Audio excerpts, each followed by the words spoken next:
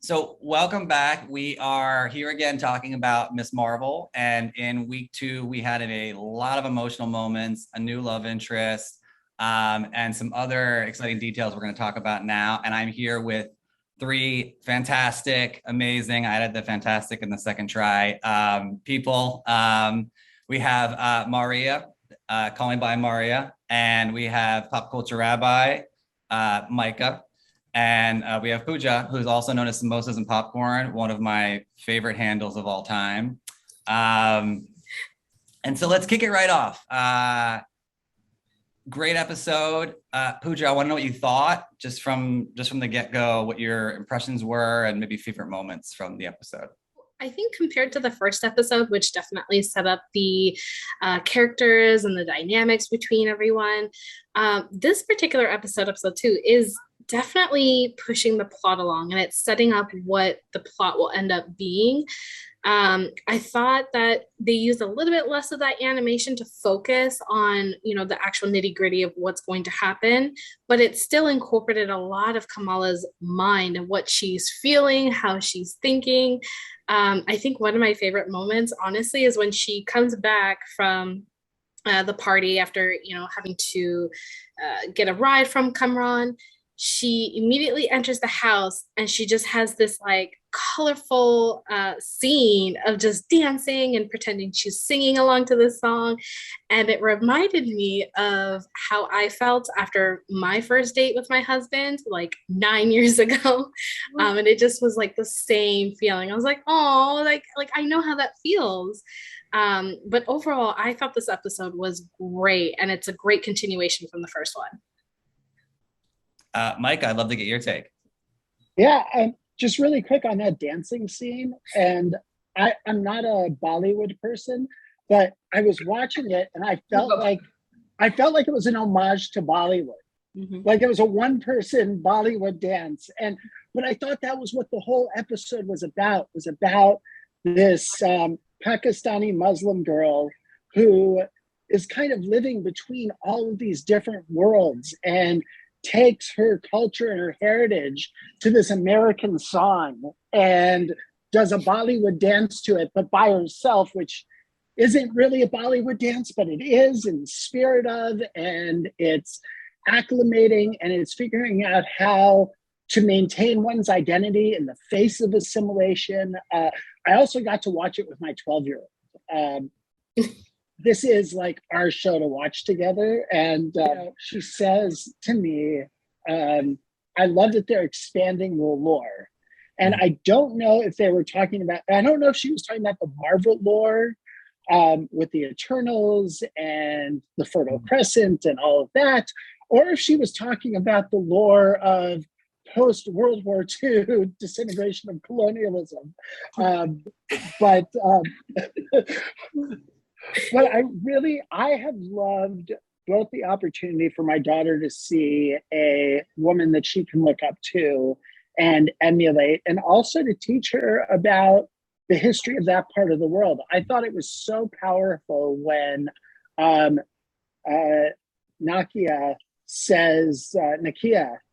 talks about the idea that they spent weeks and weeks on history of Rome and like a week on the Byzantine and Persian Empire. And I'll also say, as a Jewish kid growing up, I felt the same thing about Jewish history, that it's, these weeks and weeks of colonial education and history told by the victors, and you don't get to hear about the suffering. But it also just struck me, just last thing, the scenes in the mosque and how much Jews and Muslims have in common in our practice, and just slightly different flavors and perspectives. And it's beautiful. I love that we have those differences. This second episode, the way it tugged at me, this is the episode that made me fall in love with Ms. Marvel. And the reason why I started making content, the reason why I was so adamant about talking about this, because this episode is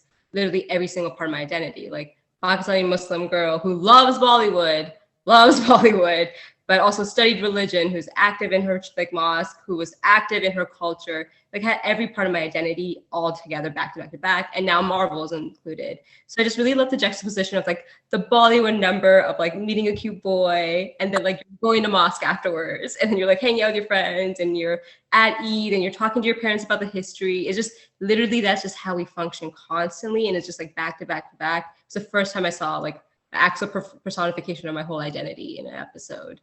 And everything they said was so astute and right and correct. I couldn't say any better. But I also just love the plot building because like I know they've shifted from the original Powers origin, but there's like a buildup of something like with her history, with her grandmother coming up, and the way they ended that last episode, I was like, I want more. I need to know now, like what's going on. So I really love the plot building. I love the little power montage of her learning. It was just so like origin story perfect. This was a wonderful episode. Like everything about this episode is probably one of my favorite episodes of the MCU series created.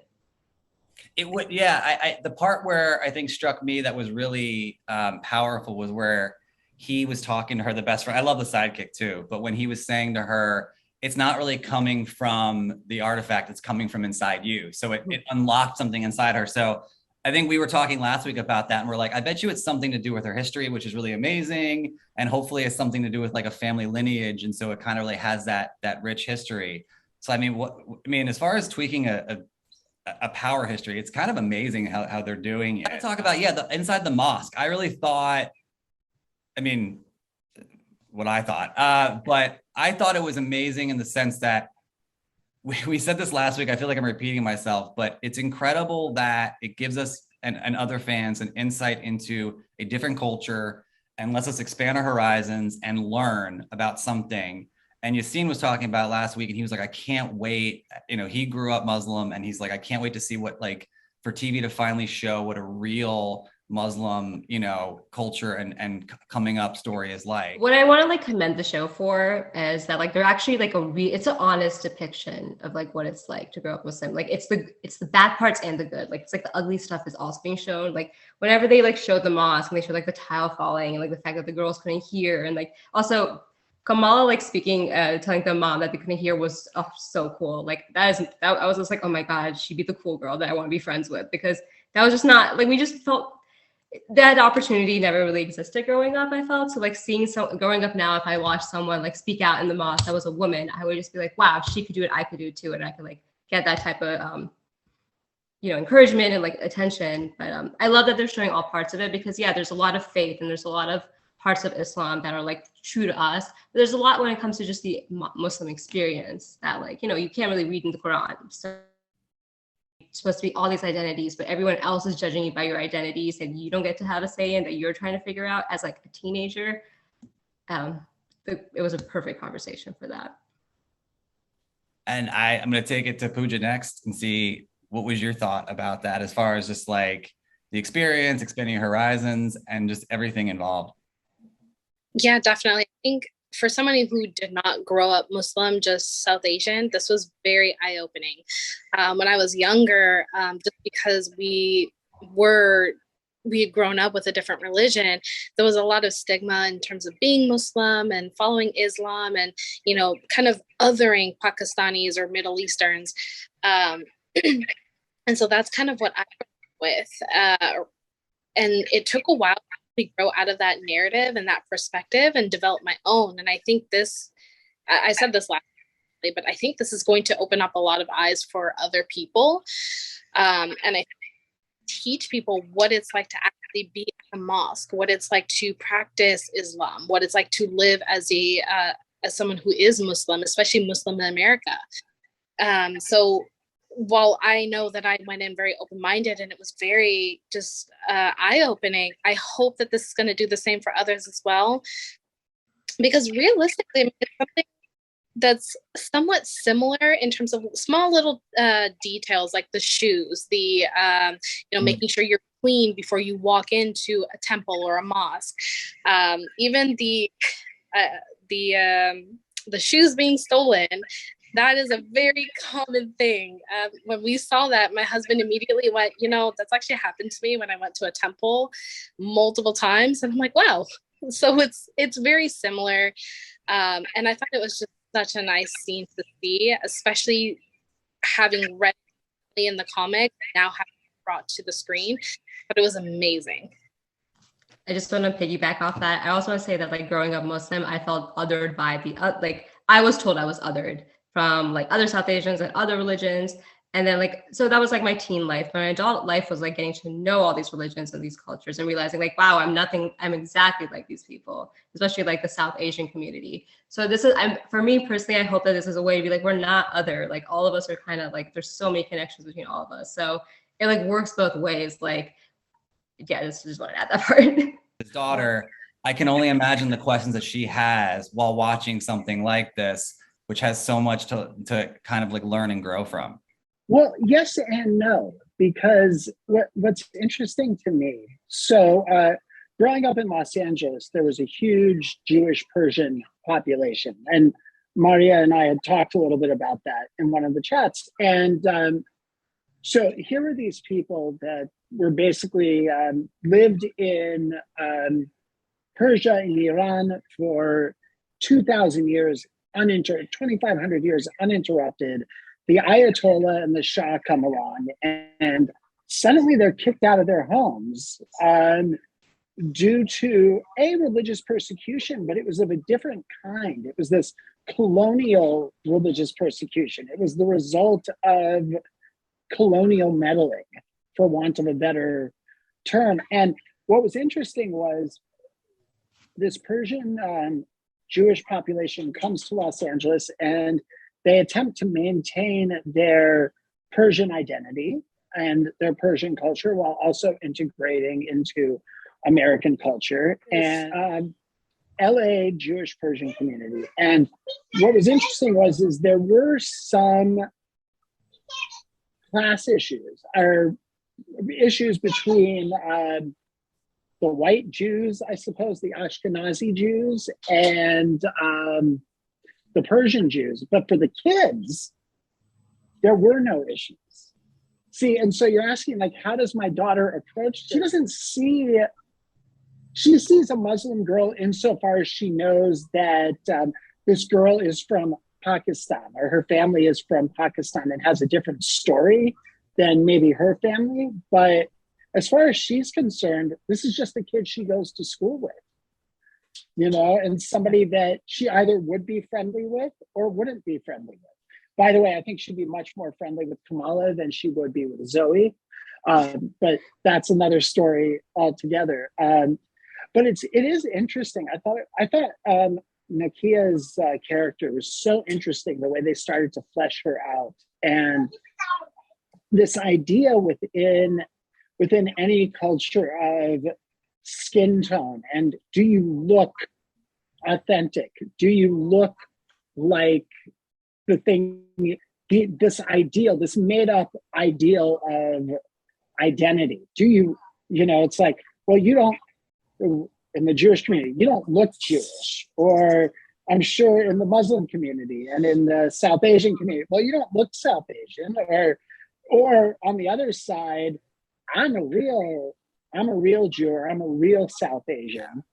You're not. And it's like, well, actually, my family came from the exact same places your family came from, dealt with the same kind of ostracism and racism. And so I think like what struck me so much about watching this episode was how amazingly familiar it all felt.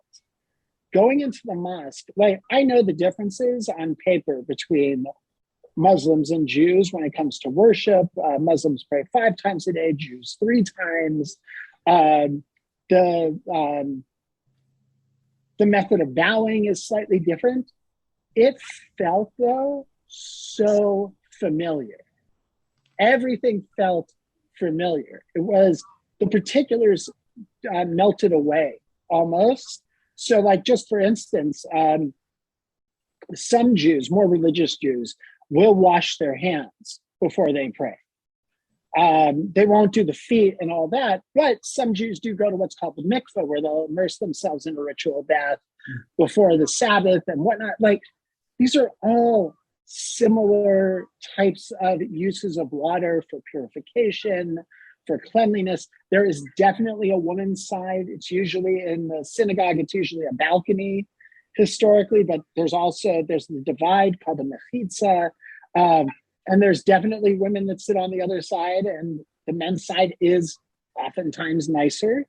And that's in more religious settings. But it felt familiar, I guess is what I want to say. Is it Eid Mubarak? Eid Mubarak. Yeah. Yeah. We say Chag Sameach. We say happy holiday. It's the same thing. There was a carnival there. We have our carnival. It was so comfortable and normative. And it was like, wow, I would love to go hang out at this, not as what I like to call, like, not the visiting the zoo or going to the museum and like watching something through a glass, but really like, wow, they're embracing their religious life in this way. I embrace my religious life in an incredibly similar way. And so that was kind of what I took away from it. And with my daughter, again, I don't think she doesn't see Kamala as different than her, but at the same time, it affords me an opportunity as a father to talk about the partition, to talk about the Civil War, to talk about the idea that it was one India that was divided, and all these issues with colonialism. And we experienced them too with Israel and Palestine and all of that, but that's another conversation for another time. Well, no, I was going to bring that up. That was going to be my next thing before we jumped into, obviously the love interest and then some fun MCU things. But obviously, and again, another learning moment was the partition. I mean, my wife who someone didn't know and I didn't know, was looking things up during the episode and really learning. And she was kind of, again, you could see kind of the light bulb go off in her head, which was really like that moment of like, oh, she's, again, we're just learning a different perspective and a different story that we hadn't known before. For me, as somebody who knew a little bit of the partition here and there, I felt that it was very educational to some degree. It doesn't expand as much as we would like, but it definitely gives a basis for what actually happened during partition. And it's like Amir said in the episode, every Pakistani has a story, but none of them ever end up good. And there's a very specific reason for that, because, as you dive further into the history of what actually happened, and for some people, they got to ask, like, their parents, their grandparents. It's a very stressful and heartbreaking story of what actually happened. Families were torn apart. People had to do whatever they could to escape or to kind of find refuge within communities that were familiar to them. And for me personally, I mean, I don't have the ability to, people in my family because of the fact that, they've already passed. And so it's very nice to see that other people are able to at least do that. And it sparks that conversation of, well, what actually happened? And kind of going back to what I said about othering, different people who were not Indian like I was, it definitely puts things in perspective that we are technically just one. We are not different from each other. We have different religions, maybe. We speak somewhat different languages, have a little bit of different cuisine here and there. But at the end of the day, we are not that different from Pakistanis. We use the same. And it's something that I really wish we could have dived into, even in school, just learning about these things, because what the British Empire did across the world really impacts everyone overall. And India and Pakistan were not, they weren't excluded from that. They definitely experienced what the consequences were from that colonialism. And it's just something that I wish would have taught more. I wish I knew when I was a lot younger, and I could develop my sense of what that relationship between Indians and Pakistanis, and know that we are technically one. And so having learned that later in my adult life, it's kind of like, it's better, now than never. But I also hope that ends up doing the same for others as well. Yeah. And I saw you shaking your head, Maria. I have to turn to you next. The partition's a lot. I'm not gonna lie. It's just, especially like growing up Pakistani with my parents, the partition has just been like part of my life for so long, and it's so many like segments to it. So it's a lot to talk about. And I would probably talk for an hour if I had to get into it. The reason why I shook my head was just that we don't even barely even have a different religion. There's so many Indian Muslims. There's so many Pakistani Hindus. There's so many Pakistani Christians. So it's like there's really no difference between any of us. But we were told we were different. And like growing up, like I said, I grew up in a very strong Pakistani community in my like up until I was like 18. And then for my 20s, I grew up in a very strong South Asian community. And I realized like my best friend, they're from Karachi. And then their family had to move to India. And then I grew up in Karachi. And I was like, wait, you're not different than me. Like we grew up in the same place, but like I've been told that you're different because you're Indian Hindu and I'm Pakistani Muslim. And I just like, this is an opportunity for all of us to talk about it. But there's so many details and nuances when it comes to the partition that like, nothing against the American history system, but they would have never gotten it right. So it's like, if we're going to have brown voices talking about it, it's so much better than any like educational colonized system would have taught us about this in the first place. But like another aspect of being Pakistani Muslim, Pakistani growing up, is that my parents were the ones that were the first Pakistani people to grow up, like were born in Pakistan. Like my grandfather was the one that, and my grandmother were the ones that like went through partition, but my parents were the first people of that of Pakistan. So like that has a huge layer of it too. So another thing about partition is that partition's effects are still affecting us and happening. And like we as a people are not even like able to like address it. So this show is like huge because it's like now we're finally talking about it, and then we're like breaking down and we're like seeing all these similarities. And it's stuff that like I feel like I've had to bite my tongue in for so long when it comes to like all the different aspects of my life that like it's been a lot and overwhelming to talk about. But it's also like overwhelming to see, like in a good way, but also like in a weird way, because it's like, how do we even go about this? Because there's so many layers. Like if we got into the layers, because there's just one perspective, Pooja's another perspective. There's so many different types of people in South Asia with different religions, different states, different languages.